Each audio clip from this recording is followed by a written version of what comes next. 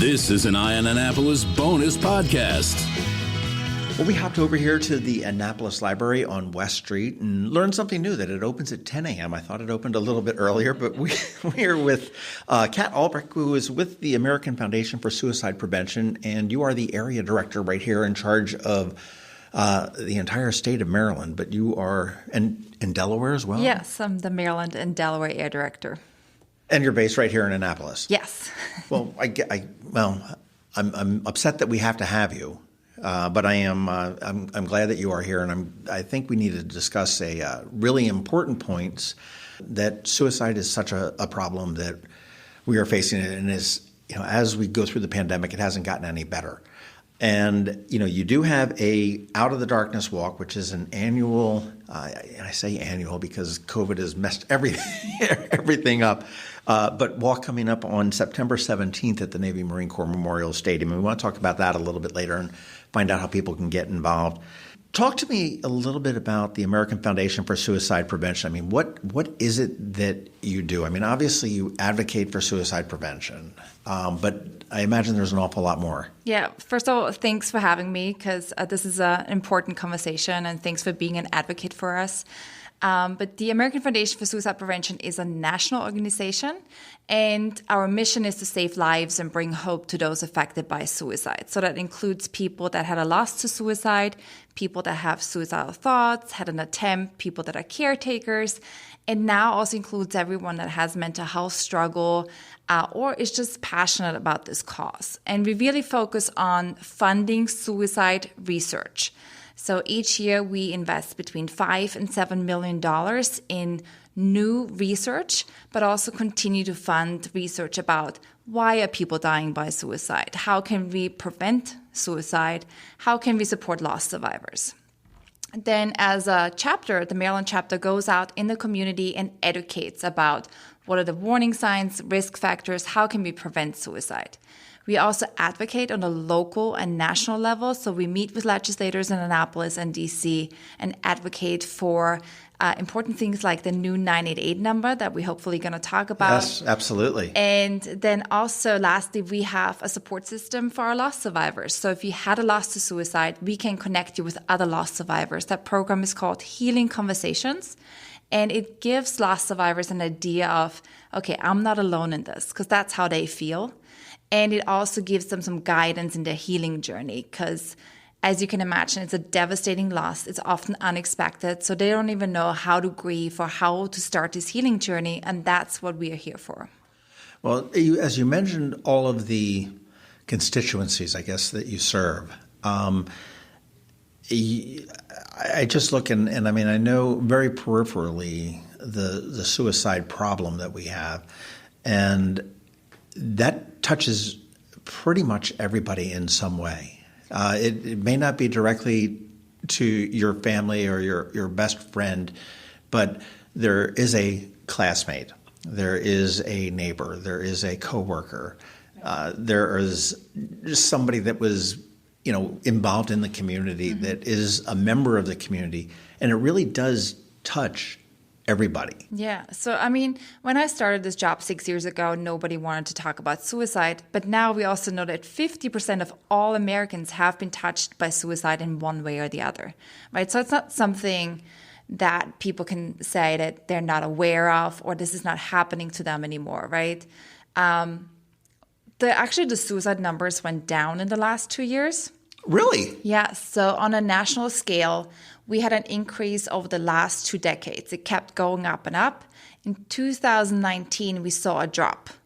So it went down to 47,000 Americans. And now in 2021, I'm just trying to keep track of the years, we saw another decrease, and we're now down to 45,000, right? And even in Maryland, we had a drop last year.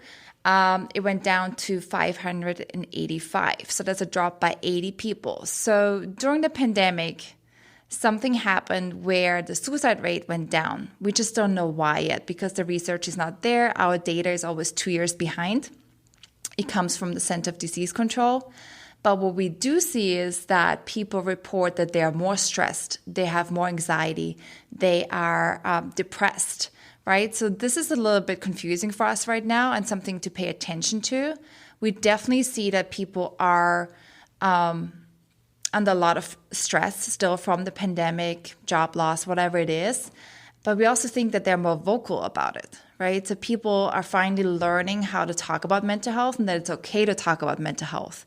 So we do feel like people are more okay to share their struggle and also ask for help. Well, there's, as we look through our culture as it's moved, I remember, when AIDS first came out, it was like, oh, shh, don't say anything about that.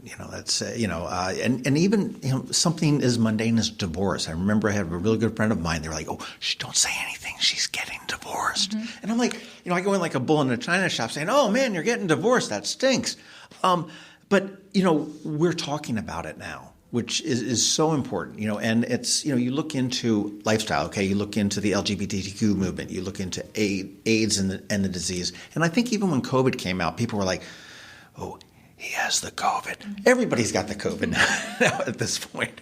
I went 2.5 years without having it, and I picked it up in September. So it's good that it's being talked about. And I guess one question is, and I noticed that unfortunately with the Bay Bridge, we do have some people that will stop on the Bay Bridge and they will take their lives by suicide or make an attempt to do it.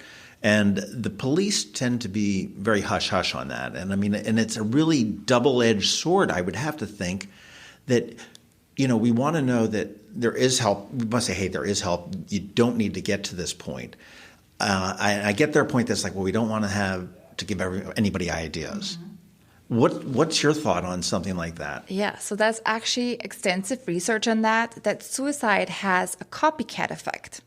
For some reason, when people hear about suicide, we see an increase in that particular method or the location, right? So when you have a prominent suicide, we see an uptick in that particular method because it's being shared by media. And we really recommend when we share our stories, whether it's in a private place, or especially then with media where it gets out to thousands of people, that we do not share the method. It doesn't matter what it is, whether it is a bridge or not, right? So we really try to not share the method unless it's important for the story. Because somebody who already struggles might get an idea from it, or they already thought about it and they think now it's okay to do that. We don't want to encourage them or plant the idea. But what we can do is we can talk about the crisis line. We can talk about how you can get help and how you can have a conversation about your struggle, but really not the method. Also, keep in mind that a lot of people lost loved ones through that method. So every time they hear this, every time they're being reminded, it can be really traumatizing for them. Right? So this is something they have to live with for the rest of their life, and being reminded or, sometimes just being surprised by it can really trigger some trauma. So we really want to be mindful of how we share this information. What's the most predominant method does it change in different areas of the country or? No, so in America, the leading cause of death or the leading cause to die by suicide is through firearm. So 51% of all suicides are completed with a firearm. Wow. And that is very specific to the US because we have more access to firearms. It's just more normal to have firearms. I'm European, so we don't have as much access to firearms. And that is a huge problem because firearms are lethal. Right? If somebody chooses a different method, there might be extra time to get help, but a firearm is most of the time lethal. Is that the critical component of preventing a suicide is time? Yes, time.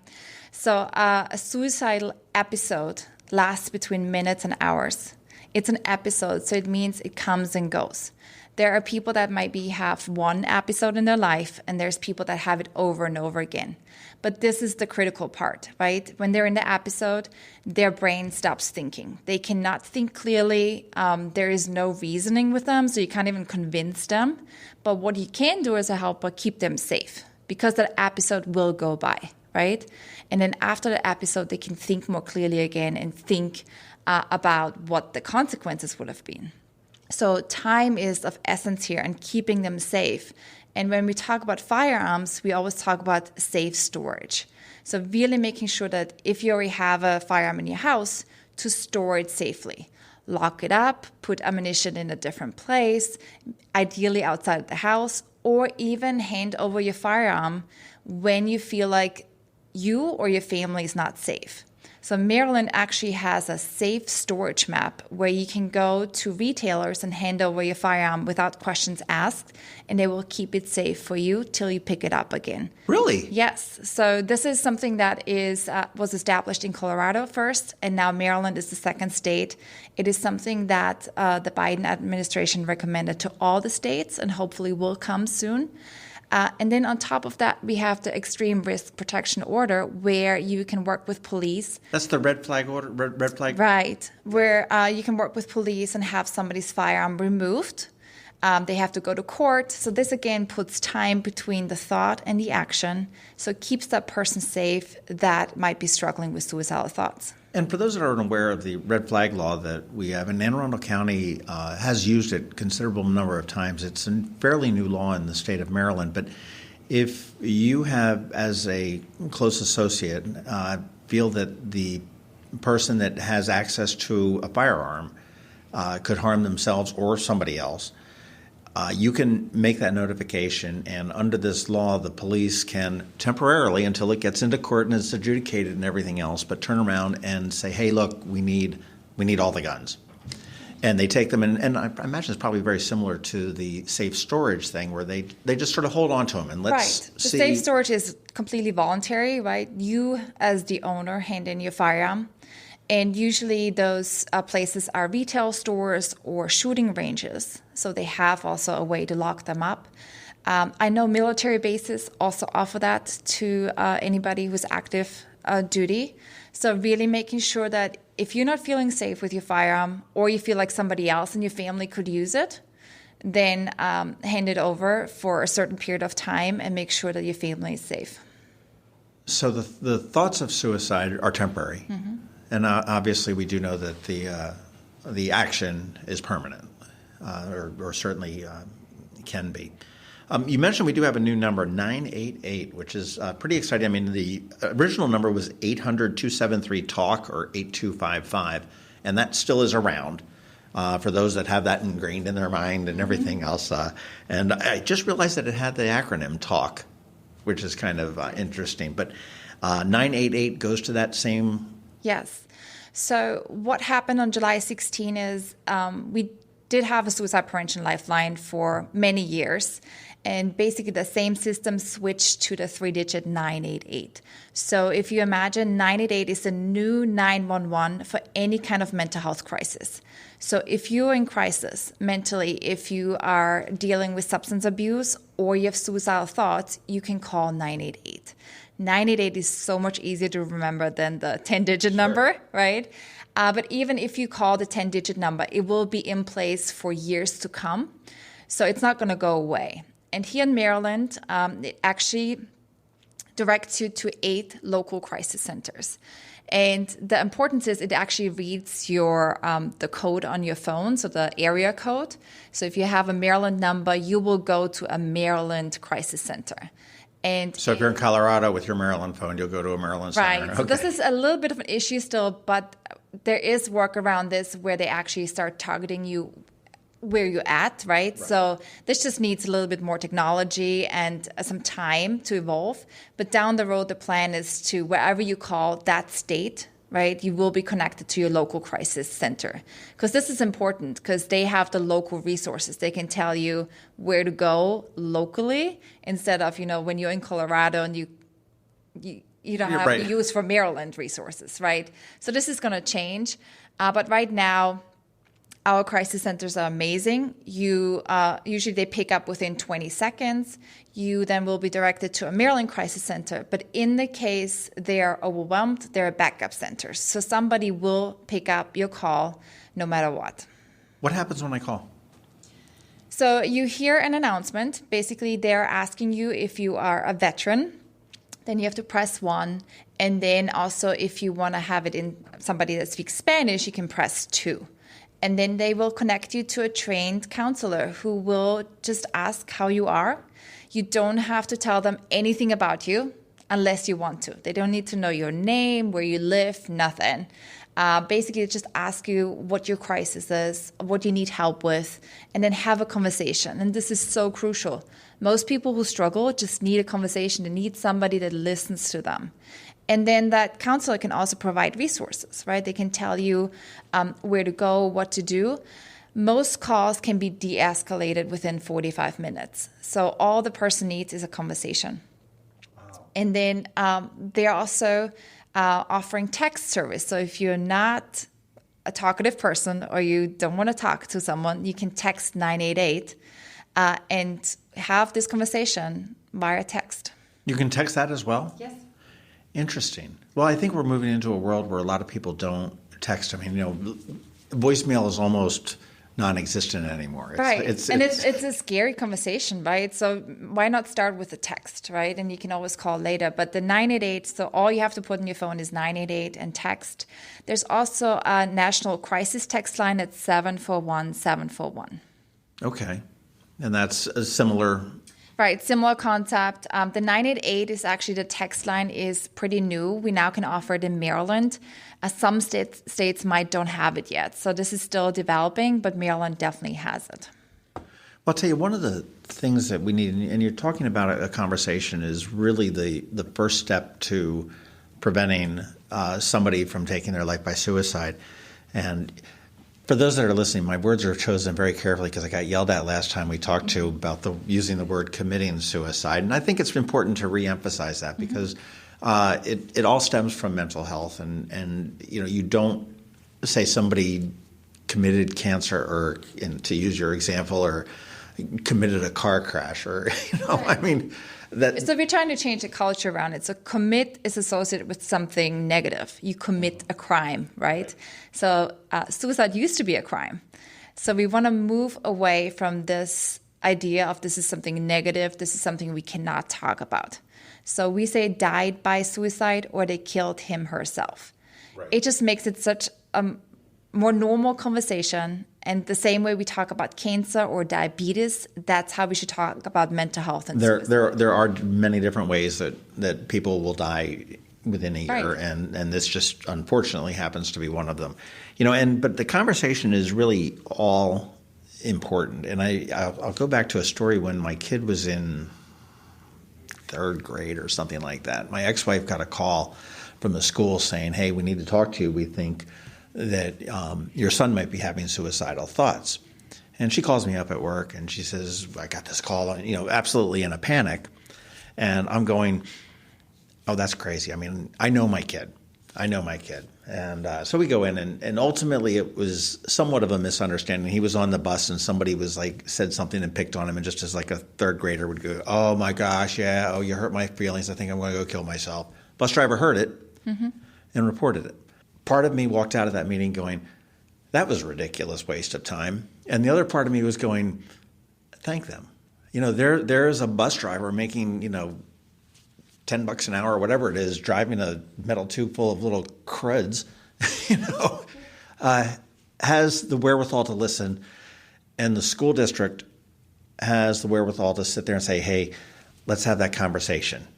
This is exactly what we teach, right? So whenever you hear something, because sometimes people tell you that they struggle, right? But every time somebody's behavior changes, just think about what could it be. And maybe they'd be just struggling, but it also could be suicidal thoughts. So that's when we really encourage you to have a conversation. Starting with, how are you? I've noticed you've been frustrated. I've noticed XYZ, right? And really let them know that somebody is watching them and cares about them.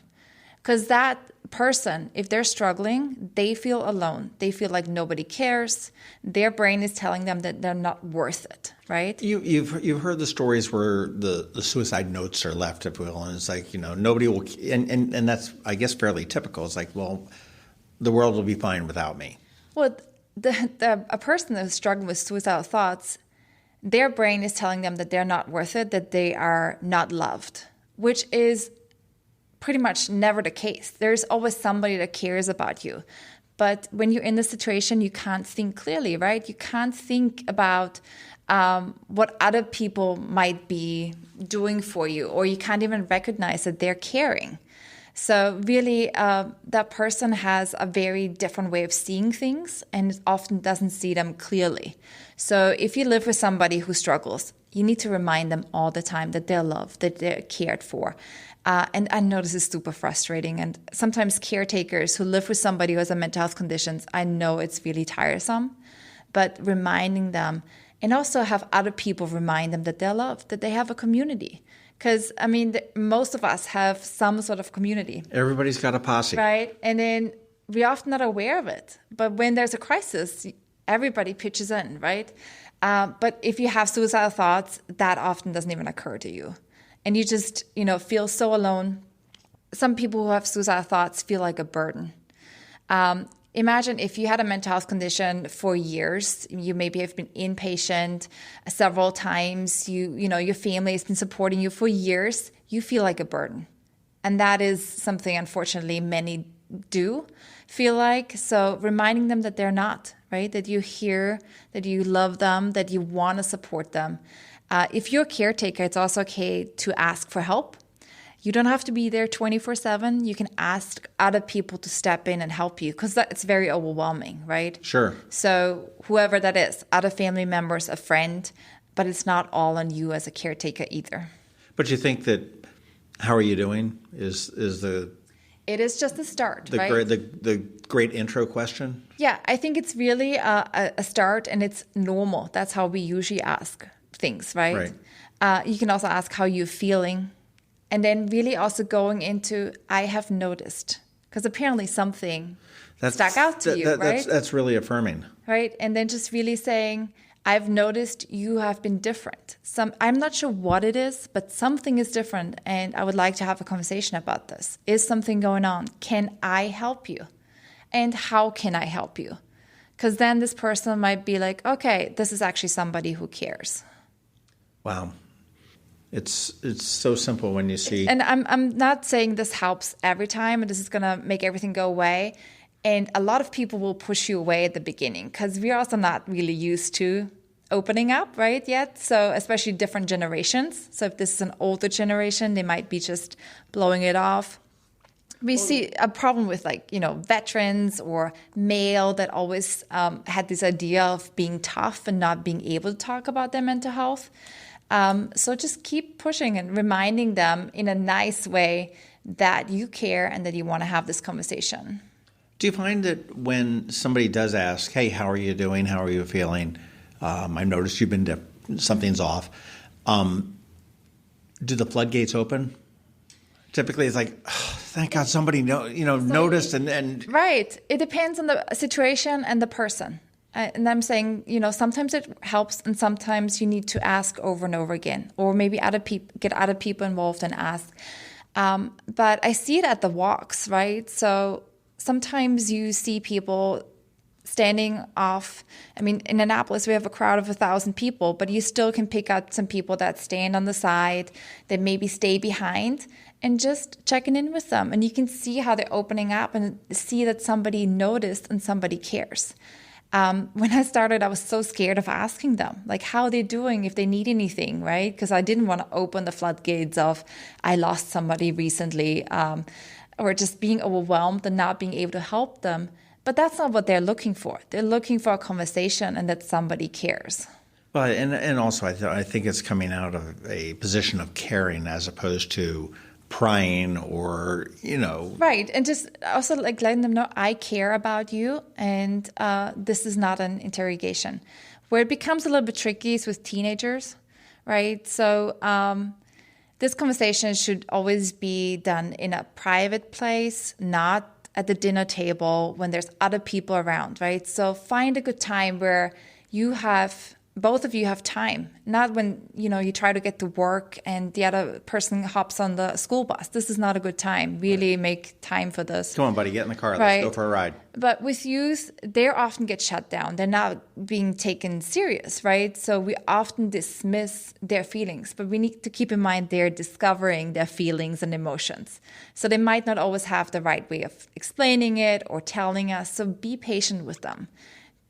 Teen suicide is also a huge issue as well. I mean, I don't know what the statistics are, whether it's more skewed toward teenagers or young adults or older adults. I mean, I get that somebody may get diagnosed with some kind of a terminal illness and say, okay, you've got the whole assisted suicide conversation that goes with that. But I mean, as you said, teens are developing their feelings. They're maturing, and I mean, they say that the male brain doesn't hit till you hit 25. I mean, some people accuse me of it hadn't hit at 60. So we got to keep in mind that our brains are developing till we're 25. So till we're 25, they're not fully developed, and then you also have different stages. Kids develop at a different speed, right? We also need to teach them vocabulary about feelings, something, how to express your feelings. And there's a lot more happening. I have a 4-year-old. We definitely have a different conversations. I never really learned how to talk about feelings, and she's already doing that, right? So it's a different generation. But also keeping in mind that they often don't know how to because they've never been taught.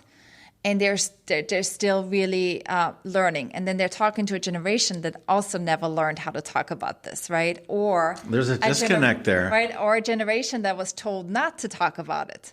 So, or has zero idea about mental health, right? I mean, this is something that is relatively new to everyone, that we have this brain that does things that are not always clear and not always logical, right? And how we can actually address it. That there is therapy, that people can go to therapy and that it's actually normal to do that. That you can take medication for your mental health and sometimes have to take medication, right? So this is all a little bit new.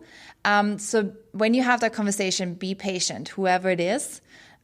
This is not an easy conversation and it's not straightforward. But I can tell you that it's something that tells that person that they are being cared for and that somebody shows them that they matter. I would think even subliminally, a teen could come out of that conversation and go, oh, that was horrible, nothing, but deep down they do. Right. And when it really, when they hit rock bottom, they will ask for help. We know from teens that they will go to their peers first, right? That's their go-to person, but the peers are often not educated enough to help them. So we start teaching teenagers and even now 5-year-olds, what is mental health? What does it look like? How can you support your friend? But it always leads back to how to connect with a trusted adult. That trusted adult can be your parents, ideally. Right. But if they're not the right person, a teacher, a pastor, your soccer coach, whoever. But going that back cool to bus driver adult, that whatever. And also reminding them, and that's for everyone. Keep asking till you find the right person, because we all deal with stuff all day long, right? So I might have a bad day myself, and I cannot help you right now. So if that person cannot help, it doesn't mean they don't care. They're dealing with something themselves, right? So move on to the next. But there's somebody else that is able to do it. And, again, if you're in crisis here in Anne Arundel County, I mean, we do have an outstanding crisis response team that has been recognized not just statewide, not just nationwide, but worldwide for what they do. And it's somewhat of a hybrid of social counseling and police work-ish. And this is very unique to Anne Arundel, but this is actually our goal. So 988 and even 911 can notify mobile crisis. And mobile crisis comes out.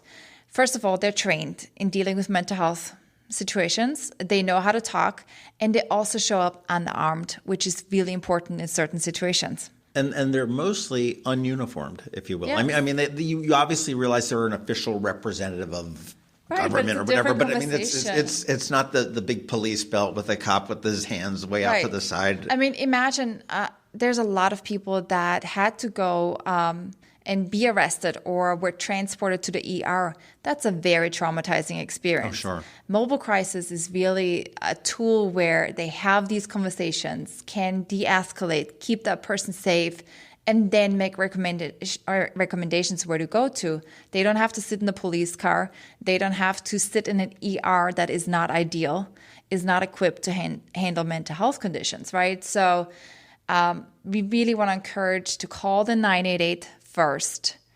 and then they will dispatch mobile crisis if need be, who then can have a conversation about this mental health crisis without de-escalating the situation. I have a couple of friends that had been involved with the crisis response unit here in the county, and they just sing their praises. And it happened to be a teen that was going through all sorts of stuff in high school, as pretty much every teen does to a degree.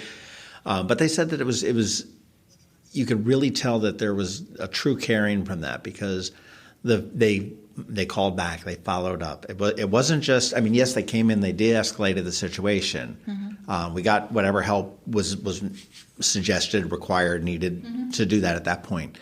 But then a month later, it was like, hey, here I am doing the dialing thing, which we don't do anymore. Boop, boop, boop, boop, boop. Hey, how is Mary doing? The follow-up is so crucial, and that's actually something we train primary care in right now. It's called Safe Side, the program that we use. We know from statistics that a third of people who have suicidal thoughts or died by suicide saw their primary care physician before they died. Right? So they knew something was off. They knew, whether they had terrible stomach ache from their anxiety, but they knew something was off, so they went to see their primary care physician. That primary care physician might does a test, might does screening, might even addresses suicidal thoughts, but there was no follow-up. They barely call you back, the next day, a week later, a month later. Right. So this is part of the teaching. You need to stay involved with your patient. You need to make sure that they have the resources, that they go actually see a mental health professional afterwards.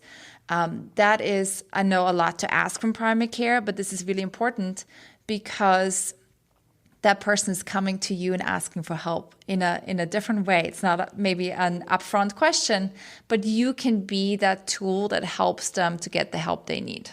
I've seen that. I know during COVID, a stressful time for everybody, and surprisingly, you said that the suicide rate had gone down a little bit. But I know my own primary care doctor did give me that whole, hey, so how are you dealing with the whole shut-in and stuff mm-hmm. like that? And I'm like, I've been shut in. I work from home. I've been shut in for years. I'm good.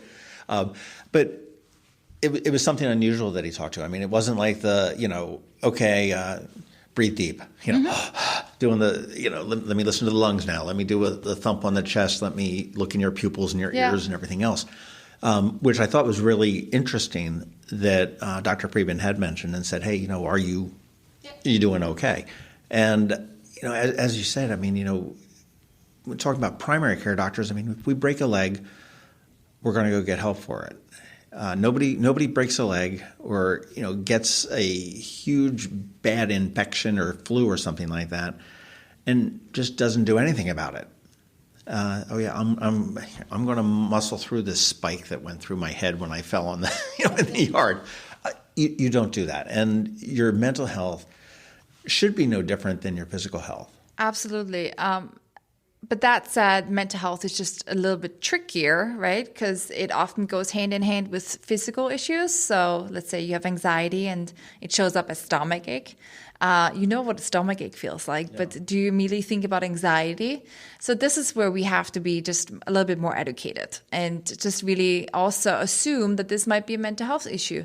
And when you go see your primary care, ask, could this be a mental health issue? I have had thyroid issues and my heart used to start racing, but I'm in remission. And so during the pandemic, my heart started doing the same. And my question to the doctor was like, is my thyroid issue back or am I just having anxiety? Right? And so, we can check the blood work. It was not a thyroid issue. It was my anxiety. So I could put a finger on it and then I can also, react. I was able then to do meditation and just be more mindful about why I'm feeling that way and be proactive about it, right? Talk yourself down a little bit. But I learned that through my work with AFSP. So I would have not known before that. True. Well, I'll tell you what, let's talk about the Out of Darkness Walk. If you want to register for this, the website is afsp.org, and right all over the front page, it's like find a walk near me. I know there's a number of links that are on there. Right, but you can also go to afsp.org/Annapolis, and then you're right there on the walk website. Awesome. September 17th, and what explain the walk. Obviously it is, and then there's several walks that the city has on different things. I know there's some different cancer walks that have gone on and everything else, but this is just to raise awareness. And I think that especially with this walk, it's always very sobering to me to look at how many people are out at one time that suicide has impacted in some way. Mm-hmm. So I call it a day of hope because I think this is going to be my 100th walk this year, but it is really, you go to a suicide prevention walk and you think like, oh my goodness, this is going to be heavy. This is going to be something, I might need a break from afterwards, but it's a really upbeat event. So I think it's a very hopeful event. Everybody who walks away at the end of the day really feels hopeful. The fact that we connect with each other that day and we see others who have a similar story really helps us to keep going. We all wear Mardi Gras beads. There are 9 different colors. Each color represents a loss or your connection to the cause. So when you walk around and you see orange beads, the loss of a sibling, you see somebody else wearing the same beads, you immediately know what their story is. You can connect with them without having to say a word. Right? And then seeing that other people had a similar struggle or experience is really healing. Well, how does the walk work? It's obviously it is a fundraiser to continue your education and continue the prevention, work that you're doing in the state of Maryland. And I still blows my mind that you've got 2 states for one woman, but that's near that. You can register on site to walk, and you can preferably do it in advance. Yes, I personally would prefer if you register online, but of course you can come on the day of, register. It is free to register. There is no fundraising minimum. We want you to come out and be a part of this experience. If you raise $150 or more, you get a shirt from us that says "Together to Fight Suicide." This year it's purple. And then you basically join us for an opening ceremony. We do an honor beat ceremony where we highlight 9 of our walkers that wear one of the beat colors. They share their story. And then we walk through downtown. Actually, this year it's a little bit shorter because of all the constructions, but we walk down Annapolis. We have usually around 1,300 people walk together, and it's just a great day of, being picked up wherever you are in your healing journey, whatever your story is, being part of this bigger community, finding new people that can help you along your journey of healing. Well, it does start at 10 a.m. is when the walk starts. I guess you've got the opening ceremonies and everything else. Yeah, so actually registration starts at 9 and then opening starts at 10. How long does it take? You say it's an all day of healing and then you're back. Is it a round trip back to the stadium?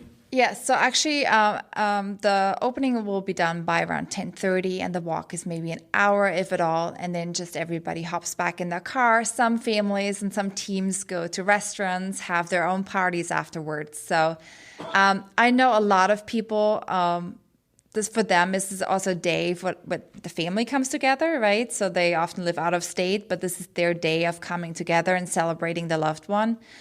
We also have pictures of our loved ones on the Jumbotron, so they run through the event. Just a great way of remembering them and families coming together and being, despite the tragedy that it experienced, sharing their hope within their family and other families that maybe are new to this experience. Well, I challenge anybody that's listening to think if you've been impacted by suicide in some way. I know I have way too many times, and one time is too many times, to be honest with you. Jump on board this. Again, there's no fundraising minimum, but obviously if you want to raise funds, go for it and do it, that's for sure. But you can go to afsp.org/Annapolis. Other ways that we can help you. We can obviously, I think, just aside from the walk, Out of the Darkness walk, we can turn around and we can probably just write a check to you. Checks are great, but I think it's even more important to help raise awareness. We do provide free resources and free training. So if you are a workplace, a school, a club, please invite us to come out and do a presentation for you. We have different kinds of presentations for the general audience, for teens, for seniors. We talk about firearm safety. Please invite us to talk to your community and create a culture that is smart about mental health and suicide, because that's how we can prevent suicide. Well, I think, you go to the community, you don't know who is, and before we started recording, we were talking out in front of the library before they opened the doors, saying that mental health really is a very good disguiser. And you don't know what everybody may be struggling with or may not be. And we looked at a group of maybe 20 people that were out there. They appeared to be all happy and frolicking. And, hey, yay, the library's getting ready to open up. And it was a perfect Thursday morning for them. But I would venture to say that probably, 3 or 4 of them probably do have some sort of a mental health struggle. So it's so important to ask that question, to say what it is. And also when you have a workforce, you've got a great audience there that may just start to question. It's like, hey, and the more we can question that, I think, has got to be better. It's like, well, gosh, I didn't think that the stomachache could be, and so-and-so has been complaining about the stomachache. Just imagine how much time we spend at school or at work, right? These are actually the people that we see most of our day. So these could also be the people that can help us, that people that can recognize things. Is my coworker acting differently? Are they, wearing the same clothes over and over again? Is there something going on? And I can reach out to them. I wear the same clothes over and over again just because I hate doing laundry, but that's... Also, you're a dude. Yeah. But I think this is really something where everybody can be a part of this journey. It's not rocket science. You don't have to be a mental health professional to help somebody. This is important. Everybody can start that conversation. And if you get stuck, if you don't know what else to do, you can call 988.